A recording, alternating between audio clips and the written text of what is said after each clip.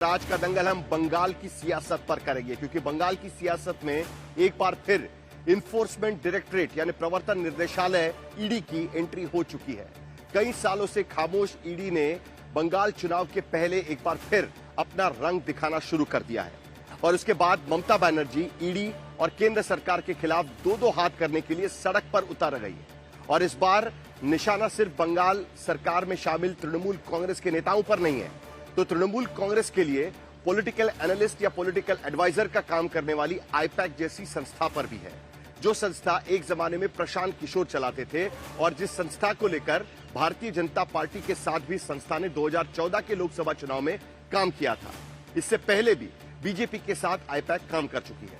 दरअसल मामला शुरू होता है एक कोल स्कैम से, जो 2020 में जिसके खिलाफ केस रजिस्टर किया गया था और 2026 में ईडी का दावा है कि इस कोल स्कैम से निकला पैसा हवाला के जरिए आईपैक तक भी पहुंचा हुआ है। इसके लिए आईपैक की संस्थाओं पर भी रेड डाली गई।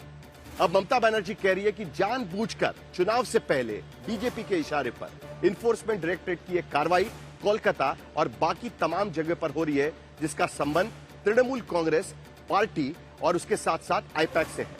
अब उसके बाद ईडी का कहना है कि उनके पास सबूत है और इसीलिए इस तरीके की छापेमारी की गई है। लेकिन यह मामला कहां तक जाएगा?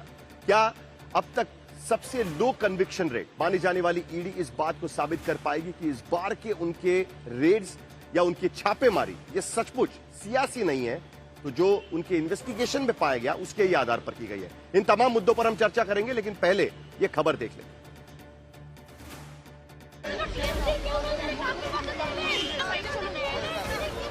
करते लूट बोलते झूठ, तो मैदान में लड़ाई होगा, लोकतांत्रिक लड़ाई लोकतंत्र का परंपरा में ही होगा। बीजेपी इतना बड़ा डाकू है जिसका पास एक भी पैसा नहीं था, अभी हजारों लाखों करोड़ का संपत्ति हुआ है। I am sorry mister Amit Shah and mister prime minister, please control your home minister.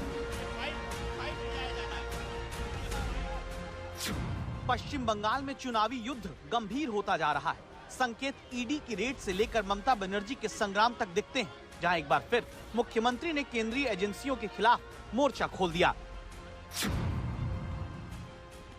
Paschim Bengal में प्रवर्तन निदेशालय ने एक साथ 6 जगहों पर छापेमारी शुरू की। इसमें कोलकाता में 2 ठिकाने सबसे अहम थे। एक था सॉल्ट लेक के सेक्टर 5 में वाटर साइड बिल्डिंग, जहां आईपैक का दफ्तर था। दूसरा है सेंट्रल कोलकाता में प्रतीक जैन का घर। ईडी के अफसर छापा मार ही रहे थे। ममता बनर्जी पुलिस कमिश्नर के साथ मौके पर पहुंच गईं। ममता बनर्जी की गाड़ी सामने की ओर जा रही है। ममता बनर्जी यहां पर पहुंच चुकी हैं। पश्चिम बंगाल की मुख्यमंत्री वो संभवतः पीछे के रास्ते से यहां घुसने की कोशिश कर रही है।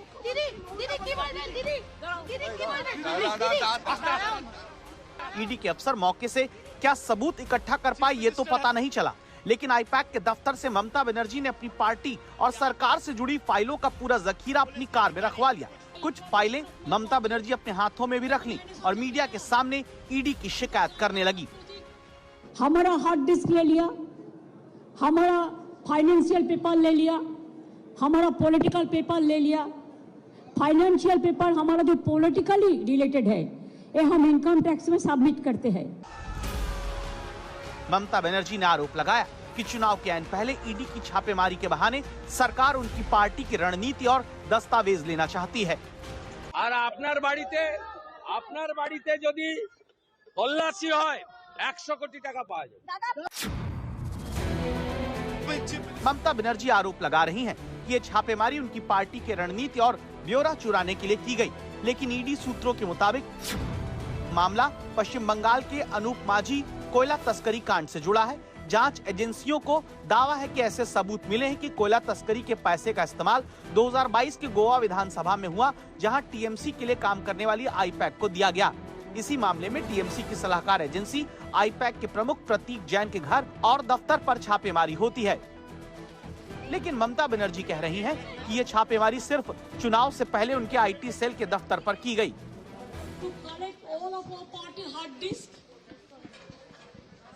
The candidate list, the party strategy, the party plan.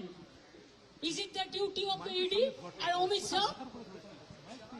The nasty home minister, the naughty home minister, who cannot protect the country and is taking away all my party documents. If I raid the BJP party office, what will be? What will be the result? আমি investigation এবং ইডির পার্টে ঢুকবো না, sorry. আমি মুখ্যমন্ত্রী যাওয়া, CP যাওয়াটাকে মনে করি অনৈতিক, অসাংবিধানিক, কেন্দ্রীয় সংস্থার তদন্তে সরাসরি বাধা দান। আইপ্যাক কি পার্টি অফিস নেই? আইপ্যাক একটা কর্পোরেট সংস্থা। ये आईपैक छत्तीसगढ़ पार्टी के कान है और चोक है, ईयर्स है एंड आईज है। आईपैक राजनीतिक सलाहकार कंपनी है जो पिछले कई साल से चुनाव में टीएमसी की चुनावी रणनीति बनाती रही है। 2019, 2021 और 2024 के चुनावों में आईपैक ने टीएमसी के लिए खास रणनीतियां बनाई। चुनावी रणनीति से लेकर नारों और उम्मीदवारों तक आईपैक की भूमिका रही। प्रतीक जैन इस संस्था के प्रमुख हैं। पश्चिम बंगाल में ममता बनर्जी यूं भी केंद्रीय एजेंसियों के खिलाफ मोर्चा खोले रहती हैं। ऐसे में जब चुनाव के सीजन में ईडी की कार्रवाई हुई तो वही सियासत फिर दिखी,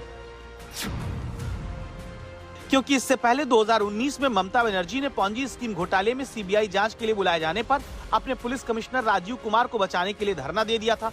2021 में ममता बनर्जी ने अपने मंत्रियों और नेताओं की गिरफ्तारी के खिलाफ सीबीआई ऑफिस पर धरना दे दिया था। और अब 2026 में आइन चुनाव से पहले फिर ममता बनर्जी केंद्रीय एजेंसी के खिलाफ मोर्चा खोलकर बैठी हैं। ये फाइल, जबकि जांच एजेंसियों का कहना है कि कोयला घोटाले में कमाए गए अवैध पैसे के तार टीएमसी तक पहुंच रहे हैं। इसी सिलसिले में बंगाल में 6 जगह पर, दिल्ली में 4 ठिकानों पर छापेमारी हुई है।